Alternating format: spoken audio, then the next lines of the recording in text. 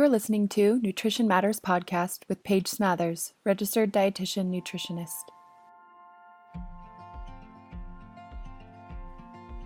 Hi everyone, it's Paige Smathers. Thanks so much for being here. Nutrition Matters Podcast explores what really matters in nutrition and health with a sensitive and realistic approach. To help support the podcast, please consider making a donation at positive-nutrition.com/podcast. If you find this episode interesting, engaging, or helpful in your life, please consider donating, sharing with friends and family, and leaving a review on iTunes, Stitcher, Google Play, whatever podcast app you use to listen to this podcast. You can leave a review about this podcast straight from your podcast app. Search Nutrition Matters Podcast, click reviews, and then write a review. You can also find me on Instagram and Facebook if you'd like to have a little more food for thought. Thank you for listening. Hi everyone, welcome to Nutrition Matters Podcast. My name is Paige, and today I am sharing a conversation that I had with Dr. Stephanie Waite, who is a licensed professional counselor in Texas. So she owns the practice called Texoma Specialty Counseling, and she specializes in treating eating disorders. And she has her own story of struggling with orthorexia, and we talk about that in the podcast, as well as themes of how to find your self-worth and your sense of identity beyond your food and your body.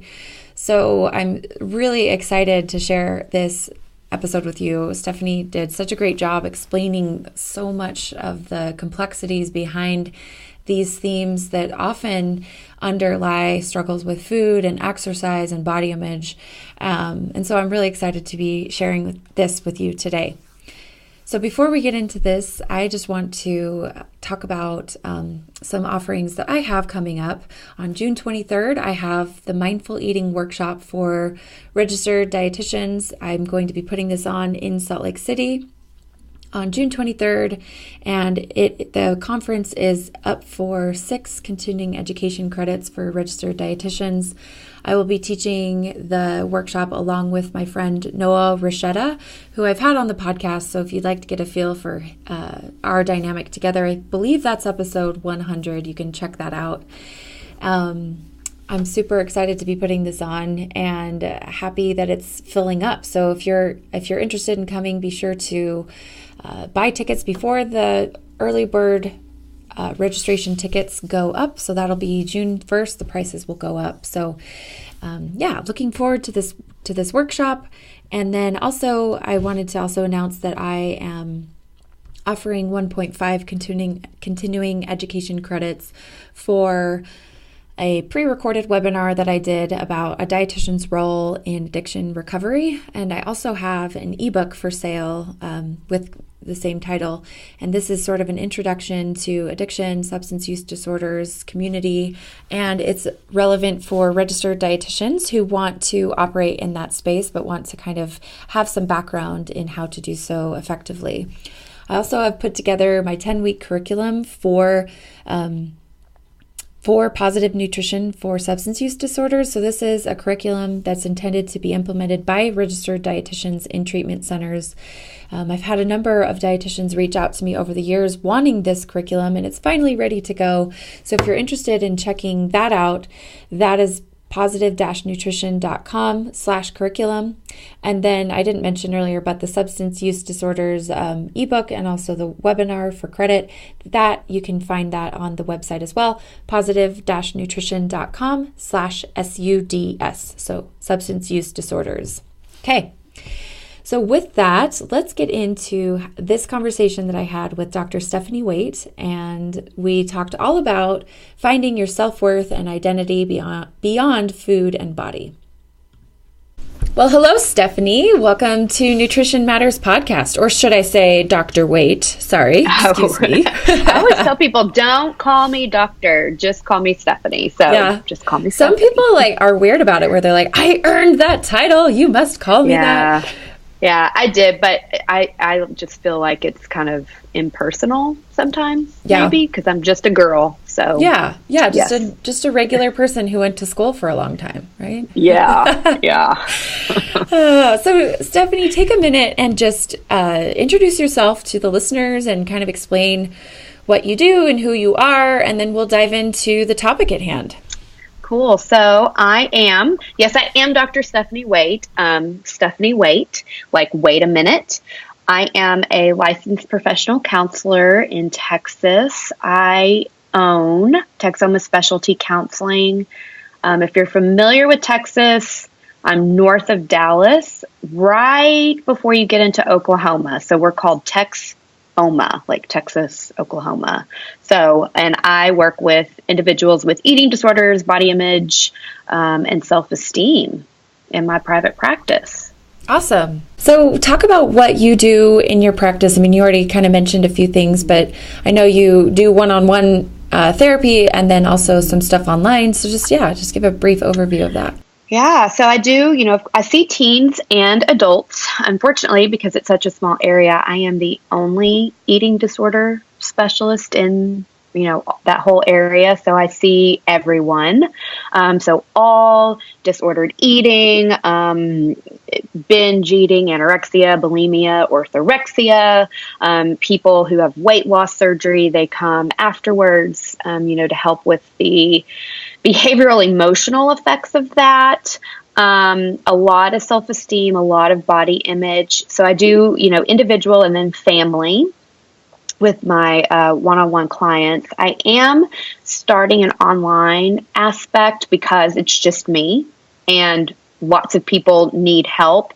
So hopefully soon there will be some online options for folks who can't necessarily drive to Sherman or can't afford weekly counseling. And I am starting some groups. So one-on-one, well, not one-on-one, but groups in person in my office. And, if we can maybe look at getting those online because, Paige, you can speak to this. There are a lot of eating disorder resources, but for some folks, it's hard to access that help. Yeah, unfortunately. Definitely. Yeah. So I'm trying to think of ways to reach more people because I know people are struggling all over the place. They just don't have a way to get to the people to know how to treat it or address the issue. Yeah, that's so true. That's awesome. And it's interesting. That's the way it goes when you're an entrepreneur. Things just kind of evolve and grow and change. And you're just like, okay, we'll see where the next month takes me, Right, exactly. So talk about I'm always interested in what brings people to this work. So talk about any personal experiences or, why you're interested in working with this population. So I think I have a professional story and then I have my personal story, and it all is because it meant to bring me to this place I am today. It's the universe way of molding me to do this job that I do now. So professionally, I always wanted to be a therapist, but I wanted to work with people who had been traumatized and were victims of traumatic crimes. So that was my graduate school experience. But when I graduated, Timberline Knolls in Illinois, they were starting their program. So it hadn't opened yet. They had just purchased the land and the buildings, and they hired me and a bunch of other folks to come on and be part of their startup team. So it was weeks and months of developing the program, lots of eating disorder training, and I loved Timberline Knolls. And as you know, and folks in this field know, trauma and eating disorders do occur together. Not everyone has trauma, and not everyone with an eating disorder has trauma and vice versa, but we saw a lot of trauma. So I loved that. So I left Timberline Knolls and came back to Texas and started working for a nonprofit agency working with children who had been sexually abused. And I think that's about the time that I noticed, looking back, at the time I didn't realize this, but looking back, that's when my relationship with an eating disorder and disordered eating really started amping up. I was living in a town where I didn't know anybody. I was single and young, and working with these traumatized folks. So seeing 40 plus people a week with, just heartbreaking that is a trauma lot. stories. That is a big caseload. Wow. Yeah. I can't imagine. So it was tough. I loved it and I loved that work, but I was burning out and being so young out of the field. I did not have the coping skills that I thought I needed. And so for me, what started very innocently as, hey, I'm going to start saving some money by eating at home. I'm going to buy a couple workout videos from Target and start working out in my apartment, grew into orthorexia and this obsession with healthy eating and dieting. And I was one of those folks that was like, this is my coping skill. And Paige, it really legitimately was how I coped with the burnout of that work. That's all I thought about was working out and eating. Talk about the term orthorexia, just in case this is their very first time listening to the podcast. So it's not in the DSM yet. The DSM is sort of the therapist, psychiatrist, clinician's Bible with all the mental health conditions that people have. And it's full of, research and evidence of this is how these are the symptoms and these are the things that we look for to be able to diagnose someone. So it's not in there yet, but hopefully we will see it soon. So orthorexia is high anxiety and an obsession with healthy living and eating and exercise. So it is, for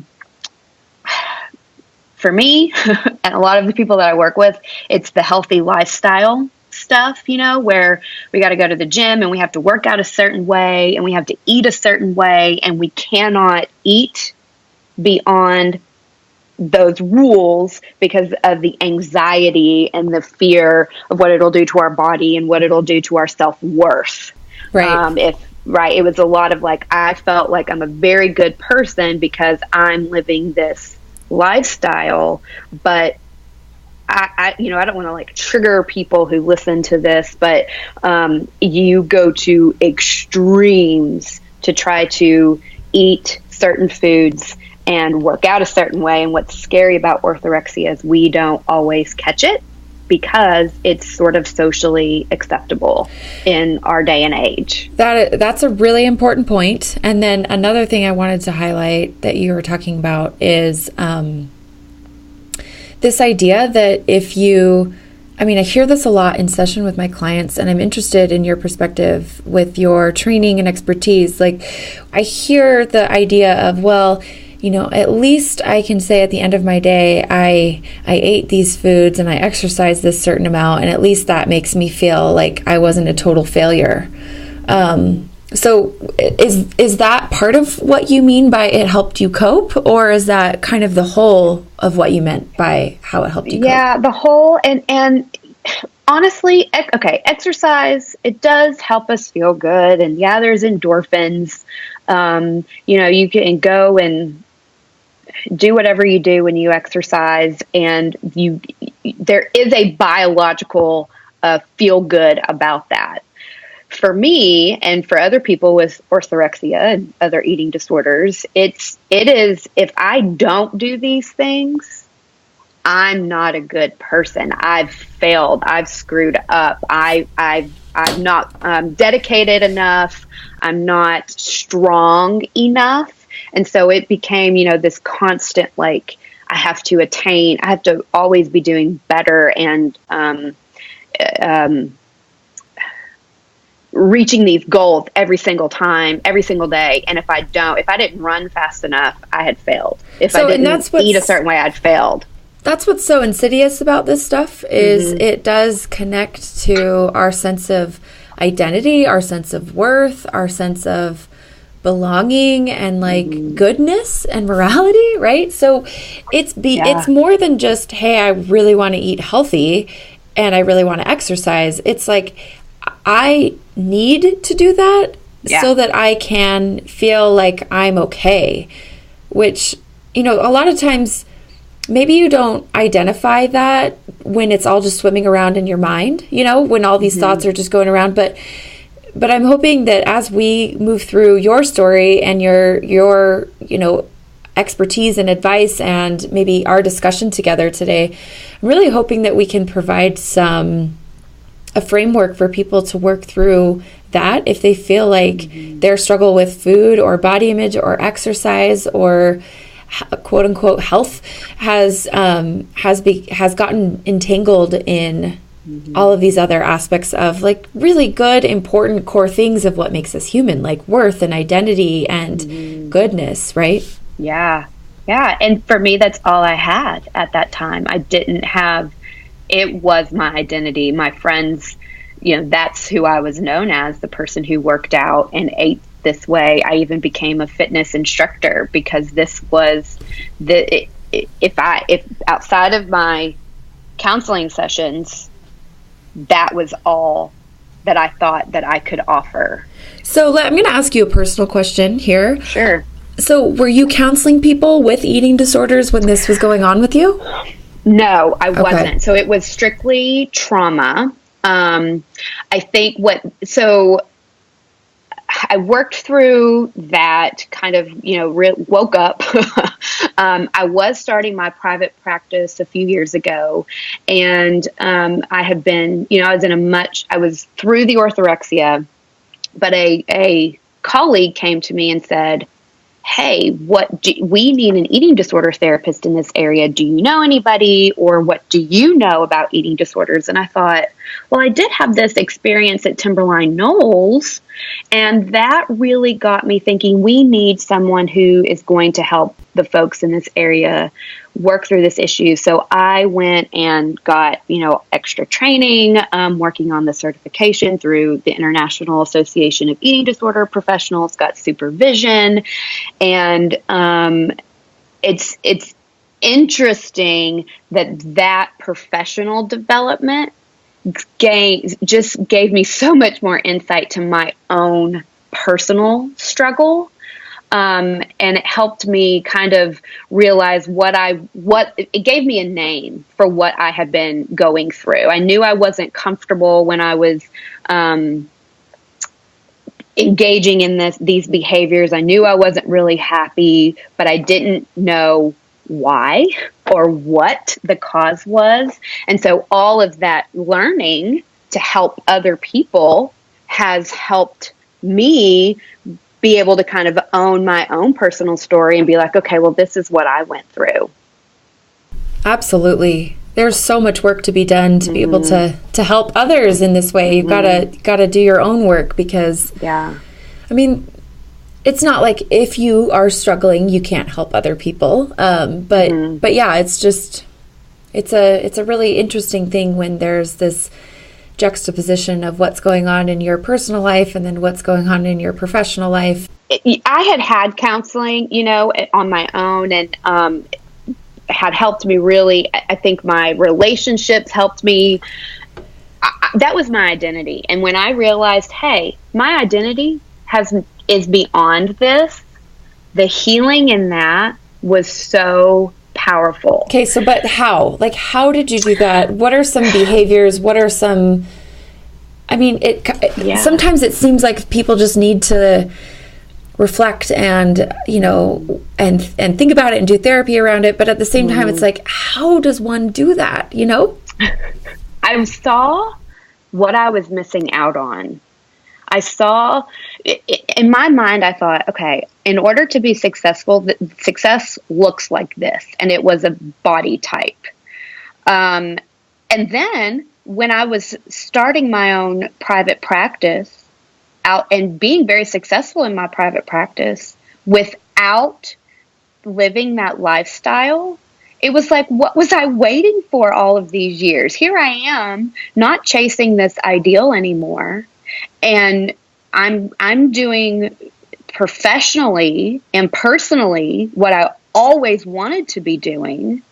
And I'm not eating that way anymore. And I'm not dieting that way anymore. So you don't have to change your body to do the things that you want to do. Okay, so that's critical. It sounds like you just sort of maybe at one point took a little bit of a leap of faith. and kind of stepped into the darkness, and then really noticed and paid attention to what was going on around you, and probably a lot of anxiety was part of the picture, I would imagine, just giving up those behaviors. But to me, it seems like you were able to just not only, experiment with it, but also notice like, wow, I'm having the life I want to live. And maybe all of that micromanaging wasn't really helpful. Because sometimes we give micromanaging credit for our hard work. You know what I mean? Like, the only reason I did well in school is because I micromanaged my food. Whereas it's like, maybe you actually would have been able to do better if you were more nourished. Anyway, I'm talking a lot, but I want to hear what you're thinking.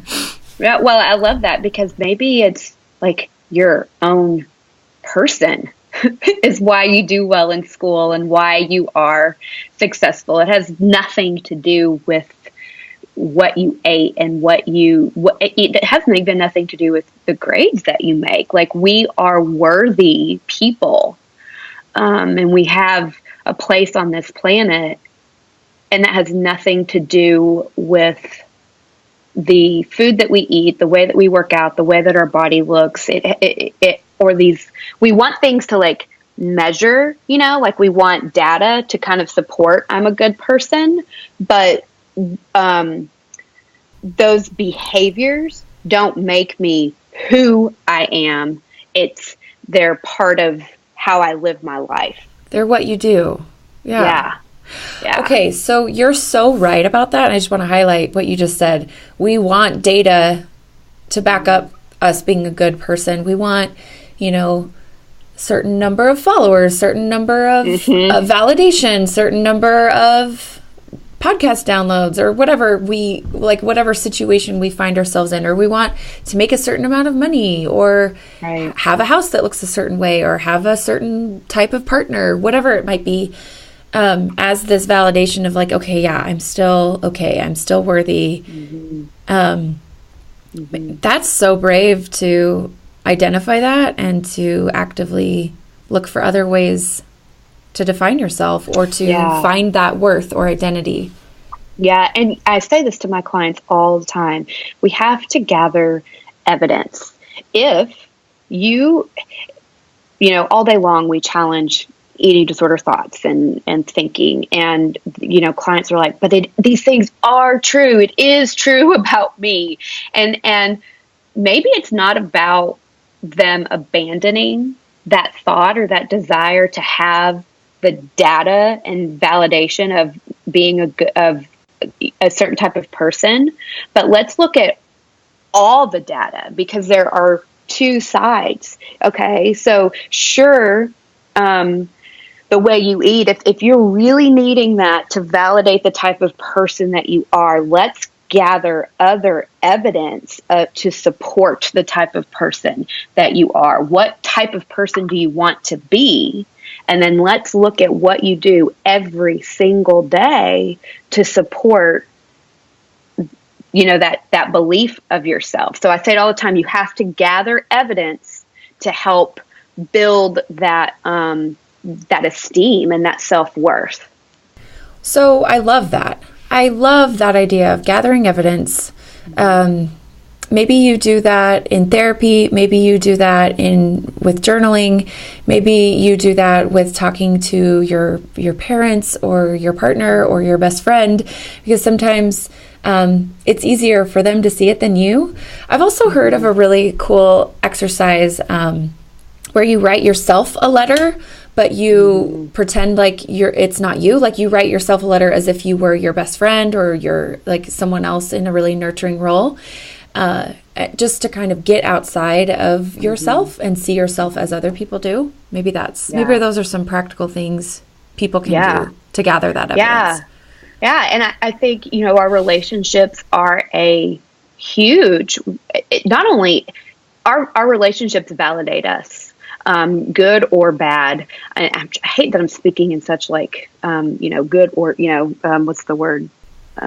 The dichotomy of good or bad. Right. Because things aren't just good or aren't just bad, but for sake of other words. For the sake of simplicity. We know what you mean. Yes.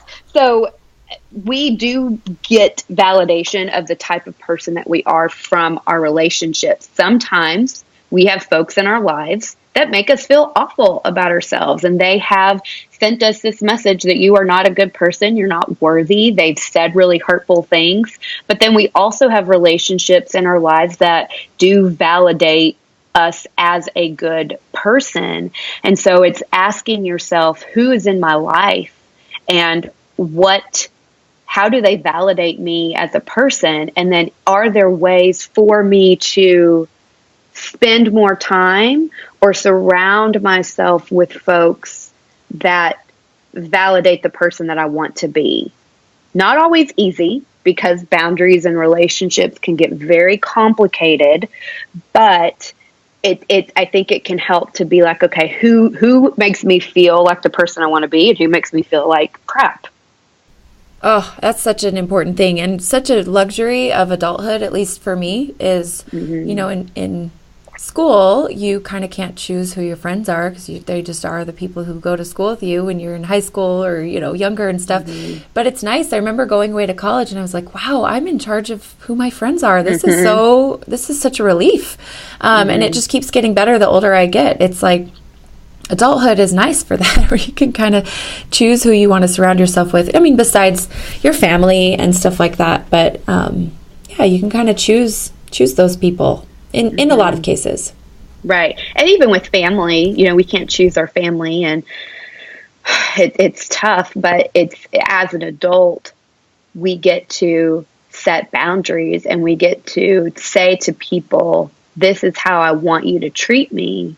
And if you can't treat me this way, here's what that boundary is going to look like. And I make it sound so much easier than it is. It's very hard to set boundaries, especially with family members, but we do get to make those choices as adults. Absolutely. No, it is. It's very hard and very complicated, but a really important part of a healthy life, don't you think? Oh, for sure. And as I, got better and stronger, I was looking at the people in my life and the relationships and saying, well, how do these people serve me? And not in a selfish way, but do they fit in line with my values? Do they support the type of person that I want to be? Can I support the type of person that they want to be? And I was seeing the folks I had surrounded myself with, and it felt very superficial for me. And I didn't want those types of relationships. And so as I grew, I was able to form more meaningful, supportive, fun relationships where food and exercise had nothing to do with our interactions. So it sounds like that was part of your process with recovery, and with this idea of like your identity being wrapped up in your orthorexia and your exercise stuff. Is that right? Just kind of. Yeah, for sure. It was, I had surrounded myself with people that we would just talk about exercising and food all day. And I was married, and was in my orthorexia early in my marriage, and my poor husband, who could care less about these things, to force him to be a part of those conversations. Like, I don't know, I'm amazed that he was like, he put up with it for as long as he did, because it's not fun to talk about that stuff. Yeah, especially if you're like, don't understand it, you're just like, just get over it, or just eat, who cares? Who cares how many reps you do in the gym or how fast you run? Like, what does that even matter? Totally. So I'm really interested, as someone who does this professionally as well, I'm interested to know, because this comes up a lot in session. You'd be surprised what comes up with nutrition, where I'm like, that's a great thing to bring to your therapist. But people will often say like, well, I don't even know who I am outside of my struggle with food. Like that is such an integral part of my identity, I don't even know who I am. Yeah. First of all, what are your thoughts about that? And then second of all, what can someone do to actively discover who they are? So it happens. Your eating disorder becomes a part of you. And I say to my clients all the time, it's your frenemy. On one hand, it's sort of like your best friend. And then on the other hand, it's going to kick you and make you feel really, really awful about yourself. And so it's hard. You become consumed, and who you are becomes consumed with this eating disorder. And you aren't able to see who you are because you become so focused on, and I could get into the brain. I love talking about the brain and stuff, but I always say like the track in your brain is for your eating disorder. It's like a super major highway. So that's where all the thinking and energy in your brain goes. It's to thoughts about your body and thoughts about food and your eating disorder. And so we have to help the brain start to develop new pathways of thinking and seeing yourself. So that's where that gathering evidence comes into, daily evidence, but also is looking at your values. You could just go to Pinterest right now and search list of common values or core values, and it's a pretty long list. And then just circling and writing down the ones that resonate with you. When you see that, you're like, yeah, that's important to me. I really want to be a person that, upholds accountability or upholds success or upholds dependability. I want that to be me. And then maybe choose your top 10 out of that list. And then I think it's asking yourself, how am I living these values? And how can I live these values day to day? Can I do something today that supports these values? And you see, okay, well, my identity is a lot more. Who I am is a lot more than dieting and exercise. Yeah, I think that there's so much wisdom in what you just said. And I also think that there's a lot of room for really questioning those initial thoughts that come up, like, oh, well, who am I outside of this? I have no identity. I'm just, my eating disorder is me. I think that that's like automatically like, let's question that, like, let's see, is that even true? Like, is that how the people in your life who love you would describe you? Or would they say, wow, she is so generous and so loving and such a wonderful person to be around, mm-hmm. I just think that those initial thoughts are often what kind of keeps us in these patterns. Yeah. And really questioning them can be an important first step. Just the premises mm-hmm. that you're operating from. Like, could it ever, anyway, is that even true? And then also, is that even helpful? Right. I love the conversation about talking about values. And I recently heard at a conference, this was just sort of like an offhand remark someone made, but it really stuck with me. Someone said that there's such a difference between goals and values, and goals are something you can like cross off your list and say, yeah, I've done that. And then a value is something that you work hard at, at fostering and working on, but you never it's not the assumption that you can just become accountable, for example, or become mm-hmm. dependable. Like, you have to continually show up and be dependable in order to continually work toward that value. So I like shifting the focus. Like, a lot of people in the nutrition world, or people who are caught up in struggles with food and exercise and body image, are really maybe very well-intentioned, but maybe really mm-hmm. caught up in the goal mindset of like, mm-hmm. okay, I have this goal, I need to cross it off my list. And once I do, then I feel good about myself, and that's, blah, blah, blah. But maybe just kind of reframing. It's like, it's not bad to want to like accomplish things and want to, get things done and all of that. But I think maybe shifting it from this goal that gives you this false sense of security into this idea of values, which is deeper and more rooted in flexibility and reality and like true health, right? Where you're able to say, yeah, today, I really value flexibility. And today I ate, I ate the dinner that was just available, even though maybe it wasn't exactly what I was wanting, but it's just what I kind of knew I needed to do to nourish myself and satisfy myself. So good for me. I practice some flexibility. Or, man, I really honor, or I really value movement in my day. And so good for me. I was able to really listen to my body and know that today I felt like a nice walk around my neighborhood. And yesterday I was really in the mood for something a little bit more vigorous. And maybe that's not just like this all or nothing, like, okay, now that you're embracing your body and nuance with nutrition, now it's like you can't have any goals and you can't ever care, and you need to just, what I think that's part of what really freaks people out.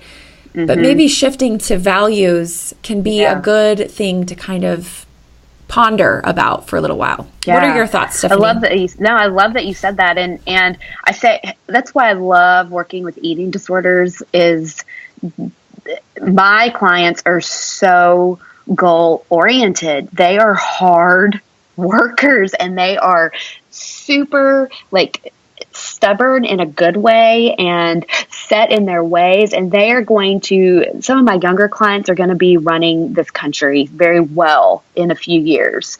And so goals aren't bad. I want people setting goals. I say it's our internal expectations that trip us up and keep us from keep us feeling stuck in that eating disorder and body image, because you have this goal, right? This idea of what you want your life to look like. And so you're judging yourself based on those goals in the future. And so what I say to my clients is set your goal, but then let's look at these values. Because those values you have right now, these values that's what's going to get you to that goal. And so it's about asking yourself, how can I today, in this moment, do something that's going to help me get closer to that goal and that's in line with my values today? Yeah. I love it. Have you found that idea of talking about values has been helpful in the vein of looking at identity, looking at self-worth, looking at who a person is beyond this struggle with food or obsession, however someone identifies? Yeah, it is, because I think what happens is your eating disorder lies to you, and it's telling you all the ways that you're awful and screwed up and messed up today. And when you can really look at your values and identify them, you get to say, wait a minute, this is me. This is something that is already important to me. This isn't something that I have to go out and learn. Maybe I need to get better at this. Maybe I need to learn to be a little more dependable, but it's already something that I have, and it's something that I can start, I can do something today to work on this. So I see clients really, when we go over values in session, I see some, not all the time, but, because there's a lot of work that has to be done, but, I see people, the light bulb goes off and it's like, wait a minute, my eating disorder doesn't really fit all the time into these values. For sure. Really great points. So I want to kind of address the elephant in the room. So to me, the elephant in the room is the reason that many people, and I don't want to generalize, but the reason that many people stay or feel safe with their eating disorder or their exercise obsession is because of a fear of gaining weight. Right? Right. I mean, I'm open to you having a different opinion, but that's kind of what I see. And so I think it's great to say, okay, you have identity outside of what you're going through. You have worth that is real and true and unmovable, no matter what happens and no matter who you are or whatever. But I think that a lot of times the way that this gets internalized by clients is, okay, yeah, but I am so scared of what my life will look like or who I will be or how I'll be treated or X, Y, and Z if my body changes. So that's why we really can't talk about nutrition without talking about bodies and vice versa. Like you can't really, anyway. So what... Right. I mean, I know that this is not an easy thing, like, here, just do step 1, step 2, step 3. But what would be your advice as someone who does this professionally and someone who's been through this personally? What's your advice to someone who's just listening to this saying, okay, this sounds great, but I'm so scared of my body changing? Right. And honestly, health is a value. So it's very easy to say, okay, well, see, my eating disorder supports that value. Oh, that's a good point. Yeah. Yeah. So I say to my clients, eating disorders aren't about weight.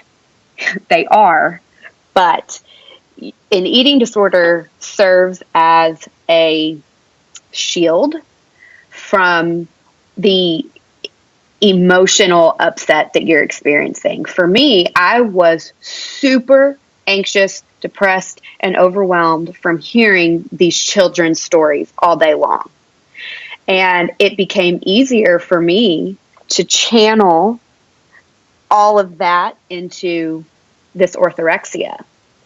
And so, yes, you're afraid of gaining weight, and I want to honor that and have compassion of that for people who have eating disorders. But underneath that is your eating disorder was a coping skill for the anxiety and the depression and maybe trauma or other emotional upset that feels really, really, really hard for you to deal with.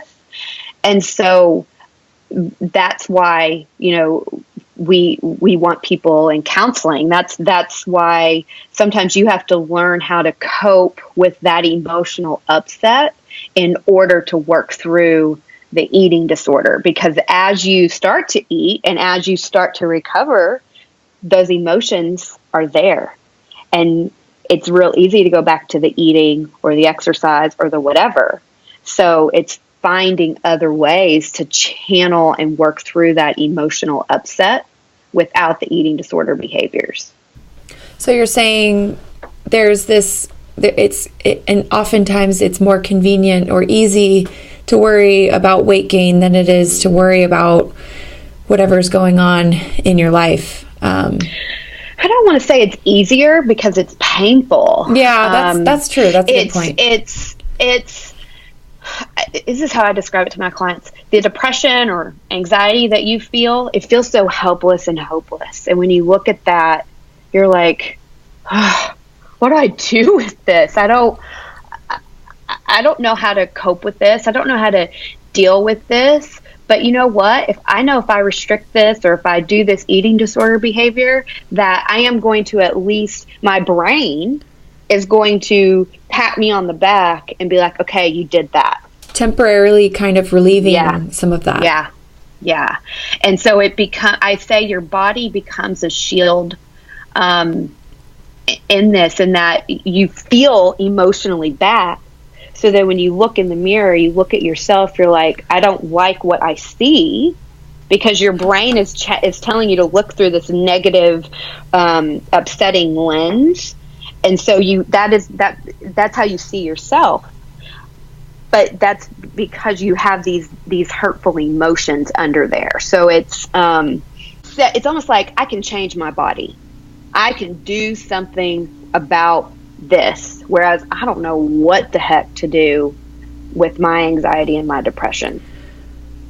And that is like I was describing, like when someone says, all right, well, if I can just check this off the list and check that off the list, at least I know that I've done those things. It's this attempt to kind of manage some of that, which, is a really compassionate approach to this, where it's like, yeah, I get that you would want to manage, because this is tough, whatever's going on. What about the person who intellectually understands what we're saying and maybe has listened to this podcast and many others and knows this stuff inside and out and could, answer any question of someone else who says, okay, how do I deal with this? But for themselves, they just can't figure this whole idea of identity or self-worth or moving beyond these behaviors as a coping mechanism.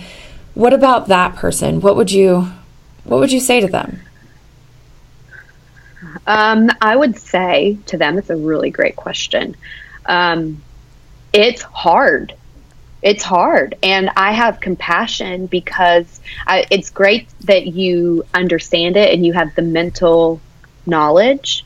It's the emotional part that is so hard. And I don't want, this is going to sound really messed up, so let me explain myself. I don't want to fix emotions. And I tell that to clients all the time. And I think that if we are helping people fix emotions, we might be doing them a disservice, because emotions happen. We are biologically meant to have emotions. So sometimes there is nothing I can do about that. If a tiger came in here and attacked and, came in and barged into my office, I would have an emotional reaction, even if I didn't want to. And so our job, therapist, and if you are wanting to do this self-help on your own, is learning to accept emotions as they're okay. It is okay to feel emotionally upset. It is learning, how do I safely and carefully get through this emotion, what we call surf the urge, ride the wave of this emotion, so that I can continue functioning, so that I can continue to go to work, take care of my family, and live my life the way that I want to. And in that, you find that you feel more competent and more confident in your emotional distress. So rather than feeling crippled by your depression, you can say, okay, I'm feeling really sad and really depressed. This is what I do with that. This is how I move through it. And I don't have to fix it. I don't have to change it. I don't have to shame myself for feeling this way, because maybe I have something going on in my life that causes me to feel that way. Maybe I have just a straight up mental health issue that causes me to think and feel this way.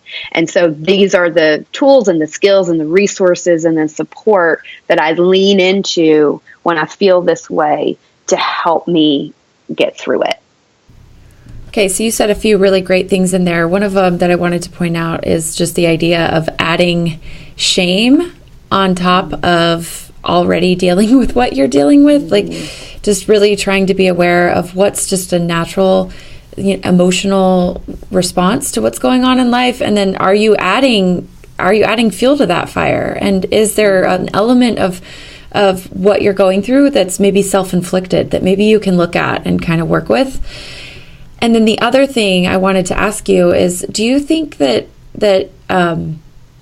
it's a lie and eating disorder tells you that you can't deal with the anxiety that you'll have as a result of challenging those behaviors? Yeah, I think it is a lie that eating disorder tells us. I think there's a lot of social, messages about that too, especially in Texas. And I shouldn't generalize it to Texas because it might be all over the place. We're told feelings are bad. Anxiety's bad. Get over it. Let it go. Move on. You're being dramatic. You're over exaggerating. And so there's a lot of messages telling us we can't feel, or we shouldn't feel, the way that we feel. And so when that emotion starts to arise, we start thinking, oh my God, I can't feel this way. I shouldn't feel this way. Something's wrong with me. I have to fix it. I have to change it. I have to let it go. I'm weak. I'm bad, and all of that just builds the anxiety and the upset. And you're then at this place where like, I don't know how to deal with this emotion. So I want a lot of my work with clients is let's just learn to be okay and give yourself permission to feel that you're not bad for having emotions. You're not weak. You're not wrong. Human. You don't have to. Yes. And this is your human biological right. And so let's just learn how you can safely maneuver through that emotion so that your life doesn't become disrupted whenever that feeling arises. I love it. And I love the idea that like when I brought up the weight question, you were like, I think this is more of, in the realm of like what that's kind of hiding or masking or, representing maybe. I think that's really wise and something that won't be the same answer for every person listening, but I think that it's definitely something to think about. This is super hard stuff, and there's a reason that I can podcast about this stuff every single week for an hour and still feel like, oh, there's no way I could possibly have enough conversations. It's just right. And also talk individually with my clients and your clients. This is tough stuff, but I feel like if you feel like you're moving in the right direction and even making incremental improvements toward experimenting, gathering that evidence, aligning yourself and your behaviors and your life with the things that you care about most and your values, I think you're on the right track. Oh, for sure. Yeah, there's no right or wrong way to do that. You might see clients like this. It's like, well, how do I do this? Give me the formula. It's like there's no A, B, C, D, E, F, G formula to recover what worked for me or what worked for Sue. Isn't going to work for everybody. We have lots of tools and resources and evidence to say, okay, well, these types of treatments help people, but it's going to look different for everyone. And I think we need to honor our individual stories and our individual, the things that we've been through as we go on this journey to find ourselves and heal from eating disorders. Absolutely. So circling back to your story, I would be really interested to hear, what was it like for you to discover yourself and to let go of these behaviors that kind of in a way felt like they were keeping you safe, and maybe in a very real way were keeping you safe given the amount of tragic stories you were listening to every single day of the week. So talk a little bit more about your own personal story and maybe kind of catch us up to where you are now. Sure. So I found intuitive eating and was like, because I had tried every freaking diet imaginable. If it was there, I had tried it. And my body had it. And I think it started what felt like to me a rebellion. It was now my body saying, listen, Stephanie, you're not paying attention to yourself. So we're going to kind of take over here. So my body changed. It changed a lot from where it was when I was in my orthorexia. And if you're, to your listeners page, that's not easy to see your body change. I was freaked out and I had a lot of meltdowns in that. Support is so important in those moments to reach out to those people and be like, oh my gosh, how do I deal with this? I'm feeling this way. I'm seeing this. And you need someone to kind of keep you in check and remind you that your weight and your body doesn't matter. And to remind me, you know what, Stephanie, like you're still loved. You're still a good person. You're still doing wonderful things, even though your body's changing. And then I think as I got nourished and as I was seeing my values and living my values and doing the things that I always wanted to do, but was afraid to do when I was in the orthorexia. It was like, I don't need this. I don't need these behaviors. I don't need to worry about the gym. I don't need to worry about following this diet anymore. And I think I would be doing people a disservice if I said, okay, so recovery is a term that we use.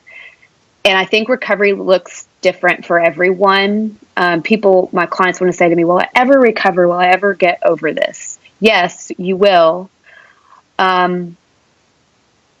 It's not about being like, I have a perfect body, and it's not about feeling like you're immune to the messages that are sent about dieting. I think it's being able to say, that's not helpful for me, and I choose to not incorporate that as a value, or I choose to not incorporate those behaviors because I can see how I'm living my life without those things. Does that make sense, Paige, what I'm saying? Definitely. Okay. So that's how I was able to move through this. And my orthorexia had nothing to do with my private practice and my marriage and my friendships. I did that on my own. And as you recover and you see what you are capable of doing without having eating disorder behaviors, whenever those thoughts or those behaviors kind of ping up in your brain, you're able to say, wait a second, like, I have all this evidence now to say, I don't need this in my life. I'm going to swat it down like a fly. It's not serving me. Right. And ultimately that's kind of, I think, how I conceptualize recovery is we're just trying to learn how to take good care of ourselves, kind of like we would take care of anyone else we love, right? So it's not about following some prescription of rules. Maybe in the beginning it is to try to get you nourished and fed and to the point where you're able to participate actively in the therapeutic process. But ultimately we're just trying to be nice to ourselves and treat ourselves well. And that's why there's so much work that needs to be done in therapy. And then on the nutrition side, just to get your body nourished.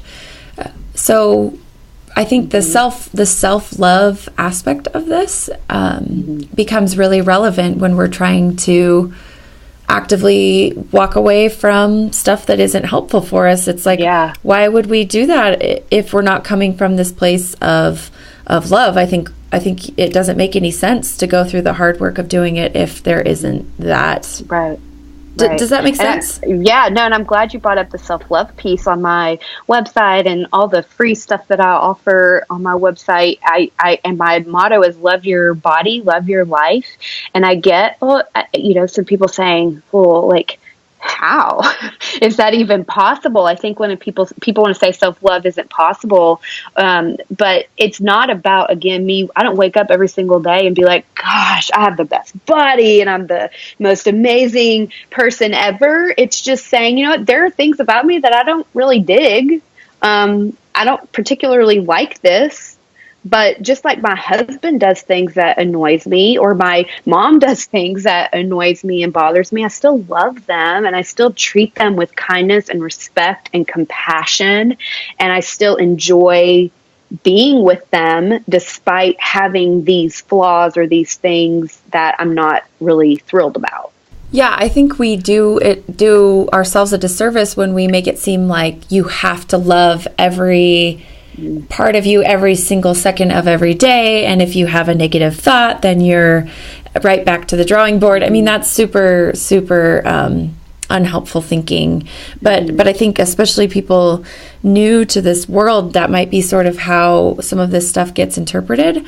So that's a really important point, that it's not positive and love and like amazingness every second. It's a lot of it is just like, oh, there's that thought I know so well, and I've had it many times, and I know that thought leads to behaviors that are not in my best interest. So I'm just going to kind of let that thought go. And I'm just not I'm not gonna let it dictate how I treat myself today. And I don't know. I just don't think it needs to be like, man, look at that cellulite all over my legs. I just love the way that looks. You know, like, I mean, cool. If that's you, like, go you. That's amazing. I'm not trying to put that down. But at the same time, I think for a lot of people, it feels alienating when they're like, whoa, that's impossible, you know? Right. Yeah. And you asked me, you know, about to catch you up on my story. And I think what I should have mentioned, and to go along with what you just said, is, you know, I have bad days where I have hurt and emotion, but because I'm no longer in the orthorexia, I have to feel it. And that sounds really scary for people to be like, oh, I don't want to feel my anxiety. I don't want to feel my depression. But you know what? Like, my work is hard and your work is hard. And whoever's listening, it's hard. And there's something I think that's really cool and beautiful about being able to say, I feel bad. I feel anxious. And I think it's made me stronger to be able to say, you know what? I have anxiety and I need to sit on my couch tonight and not go out with my friends because I'm going to, you know, honor myself. And you really learn how to like take care of yourself so much better, even though you might struggle, but it doesn't cripple you anymore. You feel like, okay, I know how to get through this. Love it. I love that, Stephanie. That's such an important point. And I love exploring kind of beyond the sweeping statements of like, just love yourself. I love exploring like, well, what does that actually look like? And what does that really mean?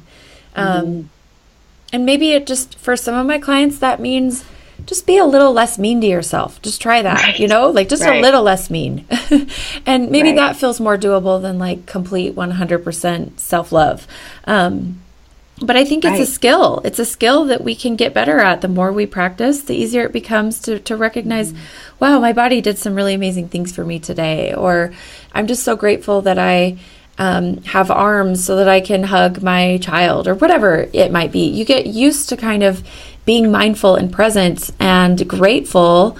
Kind of that gratitude sort of arises naturally out of the sense of like, oh, okay, I'm thinking in this way, and I'm training my brain to recognize these things. Yeah. And that's why I on my website, you'll find my, it's had many different names. It's evolved, but it's free. It's just a video and a worksheet, and then like 3 or 4 follow-up emails, where it's not that you aren't worthy of love because there's something wrong with you. It's a mental roadblock. And a lot of the things we've talked about today are those mental roadblocks. And so you have everything you need to love yourself and respect yourself and be a contributing good person. There's just some stuff that's stuck. And if you can learn to train your brain, and you can learn to face it or see it and understand it differently, you find that it can be easier to love yourself in a compassionate way. And you're not a lost cause. Right. That's something I would want people to know. You know, that I hear that a lot. Like, is there even any hope for me? Or am I just a lost cause? That's so sad. But I mean, I understand that sentiment, but at the same time, it's something I would want people to know. Yeah, well, I mean, that we could go on and talk more about. I mean, there's people have been through so much trauma and have been said and told such horrible things, and there's so many messages that we're receiving, and it comes down to that belief where I'm a lost cause. This isn't for me. I'm not worthy of it. I can't recover. I'm not strong. Whatever the message is, because of things that you've been through, you might have those thoughts about yourself. But again, it's not because you are a bad person. It's because that mental roadblock is there because you've been through bad stuff. And if you can heal from the bad stuff you've been through, you might come out on the other side with more compassion for yourself. Stephanie, that's so well said and so beautiful. I'm so excited to share this episode with everybody. I think that this theme of who am I and do I have self-worth? The things we've been talking about today and how struggles with food and body image and exercise and related things can come up as we navigate those struggles with the deeper things like identity and self-worth. I think that this is going to be really useful for people to be able to explore their own things with the things that you and I have both talked about. So thank you so much for joining me. Take a few minutes to just talk about the free things that you offer and your website and anything else.